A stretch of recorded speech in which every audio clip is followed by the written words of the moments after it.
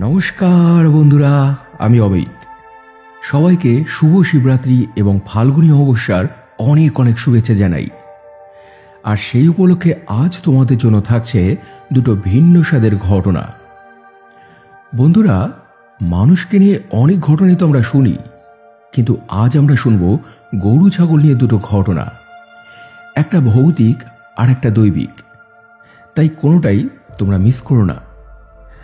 তবে প্রথম যার ঘটনা তোমাদের শোনাবো, ও নিজের নাম উল্লেখ করতে চায়নি। অসুবিধে নেই, নাম না করেই তোমাকে অনেক অনেক ধন্যবাদ জানালাম।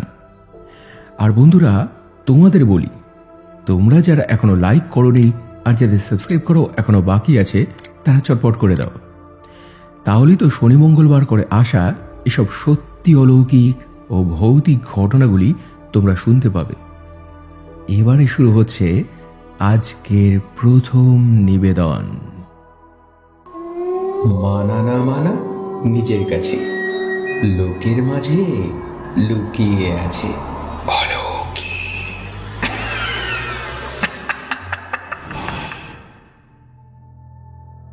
দাদা, আমি চিনিসুরা থেকে বলছি। আমি ফার্স্ট ইয়ারে পড়ি। যে ঘটনাটা তোমায় এখন বলতে যাচ্ছি, এটা কিন্তু অনেক বছর আগের ঘটনা। আমি, দাদা সবাই তখন ছোট ছোট। বাবার একটা ছোট্ট গরুর ব্যবসা ছিল, তাই দিয়েই তখন আমাদের সংসার চলত। যদিও বাবা এখন আর বেঁচে নেই, আমি আর দাদাই এখন ব্যবসাটা চালাই। ঘটনাটা একটা গরু মারা যাওয়াকে কেন্দ্র করে শুরু হয় আর শেষ হয় বাবার মারা যাওয়া দিয়ে। তো যাই হোক, ঘটনাটা বলছি শোনো। আমাদের বাড়িতে কটা গরু ছিল। বাবা নিজে হাতেই তাদের দেখাশোনা করত। খড় বিচুলি দেওয়া, গোয়াল পরিষ্কার করা সবকিছু বাবাই করত। এর ফলে গরুগুলো বাবাকে চিনে গিয়েছিল। বাবাকে দেখলেই খুব ডাকাডাকি করত। অবলা পশুরা যেমন হয় আর কি, ওরাও মানুষের ভালোবাসা বোঝে। তো যে গরুটার কথা বলছি, সেটাই ছিল আমাদের প্রথম গরু। তারপর একটা দুটো করে করে বাড়তে থাকে। তবে যেহেতু সেটাই ছিল আমাদের প্রথম গরু, তাই বাড়ির সবাই ওকে খুব ভালোবাসত, আলাদা চোখে দেখত। কিন্তু একবার একটা ঘটনা ঘটেছিল। ওই গরুটার একবার খুব শরীর খারাপ হয়। বাড়িতে ডাক্তার এনে ওষুধ বিষুধ দিয়েও কোনো কাজ কিছু হয়নি। শেষ অবধি ধুঁকতে ধুঁকতে গরুটা বাড়িতেই মারা যায়। গরু মারা যাওয়াতে বাড়ির কারোরই তখন মন মেজাজ ভালো ছিল না। যাদের বাড়ির গরু মরে তারাই একমাত্র এটা জানে। তো ওই সময় বাবা একটা ভুল করে বসে। গরুটা মারা যাবার সময় গরুটার গলা থেকে বাবা দড়িটা আর খোলেনি। ওই অবস্থায় গরুটাকে মাটি চাপা দিতে নিয়ে গিয়েছিল। সেই জন্যই এরপর থেকে বাড়িতে কিছু ঘটনা ঘটতে শুরু হয়েছিল। যেমন অন্য গরুগুলো একে একে এরপর শরীর খারাপে পড়ল। রাত বিরেতে আচমকা আচমকা ডেকে উঠত গরুগুলো। কিন্তু বাড়ির কারোরই তখন যেহেতু মন মেজাজ ভালো ছিল না, তাই কারোর মনে এ নিয়ে কোনো সংশয় জাগেনি যে এর পেছনে কোনো অস্বাভাবিক কোনো ঘটনা থাকতে পারে। তারা ভেবেছিল যে গরুগুলো বোধহয় ওই গরুটার জন্য এরকম করছে। তো এরপর বাড়িতে ডাক্তার এনে গরুগুলোকে ওষুধ দেওয়া হয়, কবিরাজ ডেকে বাঁধন দেওয়া হয়। তাতে তখনকার মতো সব ঠিকঠাক হয়ে গিয়েছিল। কিন্তু তাই বলে ঘটনাটা এখানেই শেষ হয়নি। তারপর বেশ অনেক বছর কেটে যায়, আমরা বড় হই। এরই মধ্যে একদিন বাবার কাকিমা মারা যান। বাড়িতে অশৌচ লাগে, আর ওই সময়ই সেই বাঁধন কেটে যায়। তারপর অবশ্য নতুন করে আর সেই বাঁধন দেওয়া হয়নি। তারপরেই বাবার জীবনে অন্ধকার ঘনিয়ে এলো। বাবা শরীর খারাপে পড়ল। অনেক ডাক্তার দেখানো হলো, ওষুধপত্র অনেকভাবে চেষ্টা করা হলো, কিন্তু একে একে সবকিছুই বিফল হয়ে গেল। বাবার কন্ডিশন আরো খারাপের দিকে যেতে লাগলো। অস্থিরতা বাড়তে লাগলো, বিগার চাপলো বাবার। মারা যাওয়ার আগে আগে দরজার দিকে জানলার দিকে তাকিয়ে বাবা ভয় পেত। বলতো, এবার আমাকে যেতে হবে, ওরা এসে গেছে আমাকে নিতে। ওই যে কালো কাপড় পরে দাঁড়িয়ে আছে ওখানে, আমাকে আমাকে ডাকছে, আয় আয় আয়।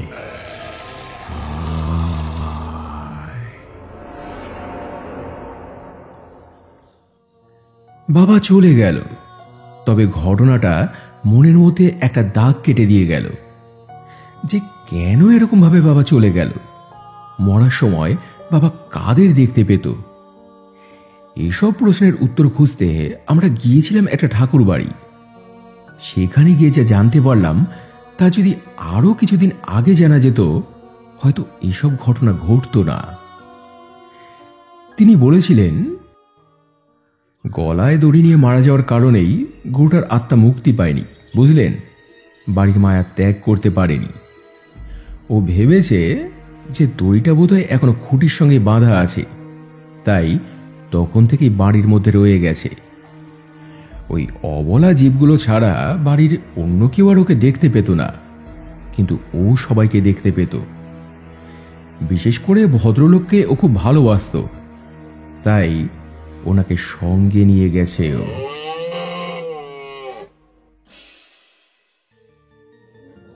তো এই ছিল বন্ধুরা আজকের ফার্স্ট ঘটনা। ঘটনাটা দুঃখজনক হলেও মানুষ আর পশু প্রেমের বেশ সুন্দর একটা ঘটনা। এমন ঘটনা তোমরাও পাঠাতে চাও নাকি? যদি পাঠাতে চাও তাহলে এই নাম্বারে তোমরা হোয়াটসঅ্যাপ করে দাও। যদি লিখতে পারো তো লিখে, নাহলে ভয়েস করে। আর এরই সঙ্গে সঙ্গে এবারে চলে যাচ্ছি আজকের সেকেন্ড ঘটনায়। এটা শেয়ার করেছে প্রীতি সাজরা। তোমাকেও অনেক অনেক ধন্যবাদ জানাই এই ঘটনাটি শেয়ার করার জন্য। শুরু হচ্ছে আজকের দ্বিতীয় নিবেদন। হ্যালো দাদা, আমি প্রীতি সাজরা। অনেকদিন পর আবার তোমায় একটা ঘটনা বলতে এলাম। প্রথমেই বলি, ঘটনাটা কিন্তু বহু বছর আগেকার। আমি ছোটবেলায় এটা আমার ঠাকুমার মুখে শুনেছিলাম, আর আমার ঠাকুমাও তার ছোটবেলায় এটা শুনেছিলেন। ফলে মোটামুটি আন্দাজি করতে পারছো যে কত বছর আগের ঘটনা হতে পারে এটা। তাই যদি জায়গা বা লোকগুলোর নাম ঠিকানা জিজ্ঞেস করো, আমি বলতে পারবো না। তো যাই হোক, যেটুকু জানি সেটুকুই বলছি। এটা মা কালীর পুজোয় মানত করা একটা বলি ছাগলকে নিয়ে ঘটনা। এক ব্যক্তি কালী পুজোয় বলি দেবেন বলে একটা ছাগল বায়না করেছিলেন একজনের কাছে। বলেছিলেন, আপনি যা দাম চাইলেন তাই দিলাম, কিন্তু দাদা এটার কারো কাছে বিক্রি করবেন না। তবে আপাতত এটা আপনার কাছেই রাখুন, আপনার কাছে থাকলেই যত্নে থাকবে। কালী পুজোয় বলির জন্য নিচ্ছি তো, যত্নে রাখবেন যেন কোনো খুঁত না হয়। ঠিক সময় এসে আমরা নিয়ে যাব। হয়তো মায়ের কাছে তার কোনো মানসিক পূরণ হয়েছিল, তাই ওটা ঠাকুরকে উৎসর্গ করবেন তিনি। এদিকে সেই ছাগল বিক্রেতা লোকটা ছাগলটা বিক্রি হয়ে গেছে বলেও কোনো অবহেলা করতেন না ওকে নিয়ে। রোজ সেটাকে ঘাস পাতা খেতে দিতেন, আনাজ সবজি খেতে দিতেন। দিনের বেলায় মাঠে বেঁধে রেখে আসতেন, ইচ্ছে মতো ঘাস পাতা খেত।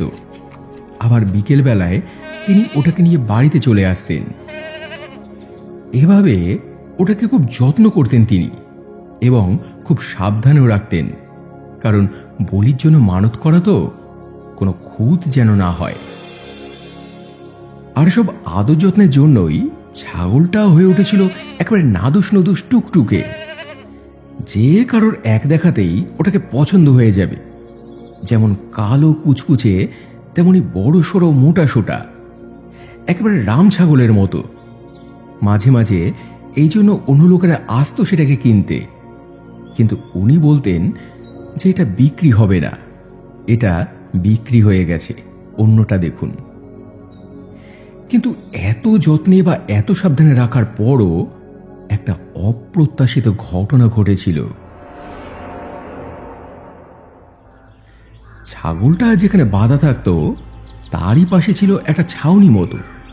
চাষিরা চাষের কাজকর্ম সেরে মাঝে মাঝে ওখানে বিশ্রাম নিত। তিনটে চাষি রোজ দুপুরে চাষের কাজ সেরে ওখানে বসে খাবার খেত, হাওয়ায় একটু জিরোত। ওরা প্রায়ই দেখত ওই ছাগলটাকে, কাছেই বাঁধা। ওদের ওই ছাগলটার ওপরে কেমন যেন লোভ পড়ে যায়। নিজেদের মধ্যে এই নিয়ে একদিন আলোচনাও করে, দেখ না, একদিন এরকম দুপুরবেলায় মাঠে যখন কেউ থাকবে না, ছাগলটাকে হাবিস করে দেব। কতদিন পেট ভরে পাঁঠার মাংস খাইনি রে, জমি একদিন ফিস্ট হয়ে যাবে, কি বলিস? যেদিন ওরা এসব প্ল্যান করেছিল সেদিন রাতেই একটা আশ্চর্যজনক ঘটনা ঘটে ওদের সঙ্গে। জমির কাজকর্ম সেরে ওরা যে যার মতো বাড়িতে ফিরে গেছে। যথাসময়ে রাতে খাওয়া দাওয়া করে শুয়েও পড়ে। কিন্তু মাঝরাতে স্বয়ং মা কালী একজন বুড়ির ছদ্মবেশে ওদের স্বপ্নে দেখা দেন। বলেন, খবরদার, ঠাকুরের কাছে মানত করা ছাগল এটা, ওদিকে নজর দিস না কিন্তু তোরা, নয়তো শেষ হয়ে যাবি, ধ্বংস হয়ে যাবি সবাই, স্মরণে রাখিস কথাটা। পরদিন সকালে ওরা আবার তিনজন যে যার মতো মাঠে যায় মাঠের কাজকর্ম করতে। তখন একজন আরেকজনকে এই ঘটনাটা বলে, এই জানিস, কাল রাতে আমি একটা স্বপ্ন দেখেছি রে। একজন বলছে এটা নাকি কালী পুজোয় মানত করা ছাগল, ওদিকে নজর দিতে না। ওই শুনে বাকি দুজনে তো অবাক হয়ে যায়, কারণ ওরাও গতকাল রাতে ওই একই স্বপ্ন দেখেছে, কেউ যেন ওদের সাবধান করছে। কিন্তু কথাটা হলো, তিনজনেই একই রাতে একই সময় একই স্বপ্ন কি করে দেখে? এই নিয়ে সেদিন ওদের মধ্যে অনেক আলোচনা চলল, কিন্তু আলটিমেটলি লাভের লাভ কিছুই হলো না। ওরা ওদের সিদ্ধান্তে অনড়। বলল, ধুর, একটা স্বপ্নের ভয়ে এত বড় একটা সুযোগ হাতছাড়া করে ফেলবো? যেটাই হবে দেখা যাবে, দেখাই যাক না কি হয়, চল কালই ওটাকে হাবিস করে দিই। তো এরপর দিন সত্যি সত্যি ছাগলটাকে চুরি করে ওরা। বাড়িতে বলেছিল যে আজ ওরা ফিস্ট করবে, ওদের জন্য রান্না করতে না। এরপর ওই দিন সন্ধেবেলা ওরা ছাগলটাকে কেটে তিনজনই মদ মাংস দিয়ে জমিয়ে ফিস্ট করলো, খুব এনজয় করলো। করে রাতের দিকে টলতে টলতে এরপর যে যার বাড়িতে ফিরল।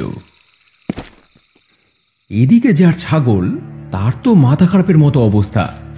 সব জায়গায় তন্ন তন্ন করে খুঁজেও কোথাও পেল না ছাগলটাকে। উনি ভেবেই পাচ্ছেন না যে ছাগলটা গেল কোথায়, কি হবে এবার। যিনি ছাগলটাকে বায়না দিয়ে গিয়েছেন, কি জবাব দেবেন তাকে উনি? যদি বলেন যে ছাগলটা হারিয়ে গেছে, তাতে কি সম্মান রক্ষা হবে? তিনি কি বলবেন না যেসব মিথ্যে কথা, অন্য কারোর কাছে চড়া দামে সেটা বিক্রি করে দিয়েছি আমি? সত্যিটা তো বিশ্বাসই করবেন না, উল্টে জিনিসও গেল, আবার বদনামও খেতে হলো।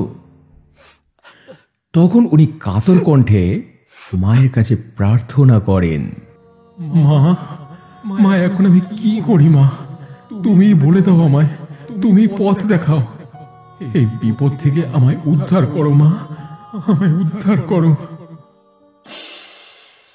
তো সেদিন রাত থেকে ওই তিন ব্যক্তির সঙ্গে একটা ঘটনা ঘটতে শুরু হয়। ওই দিন রাতে কেউই ওরা দু চোখের পাতা এক করতে পারেনি।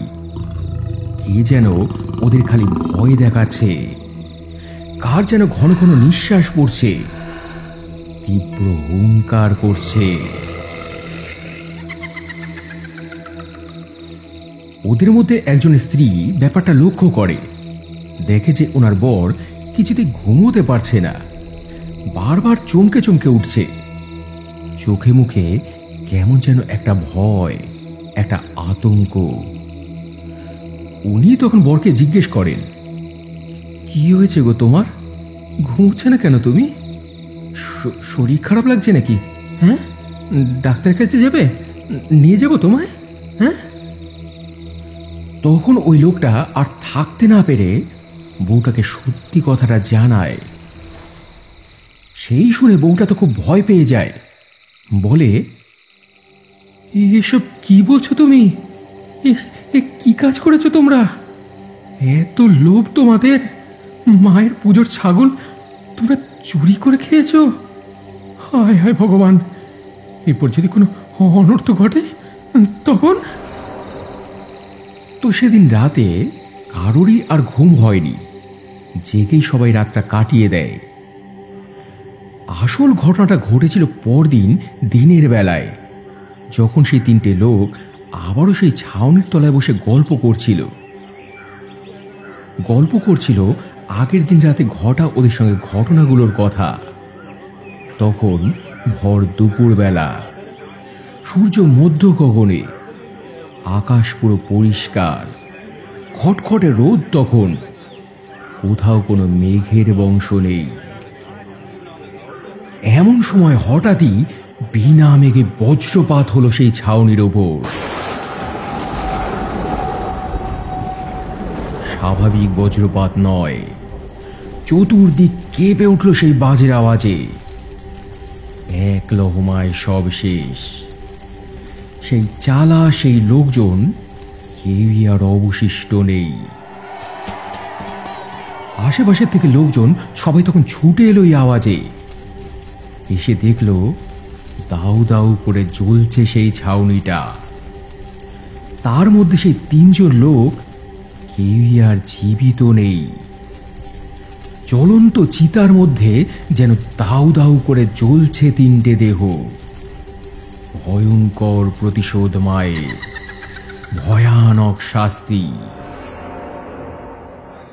কেন এমনটা হলো, কি করে হলো, এই নিয়ে যখন গোটা গ্রাম তোলপাড়, অবশেষে সেই বউটার থেকে জানা গিয়েছিল আসল ঘটনাটা, যা প্রায় শতাধিক বছর ধরে এখনো মানুষের মুখে মুখে ফেরে।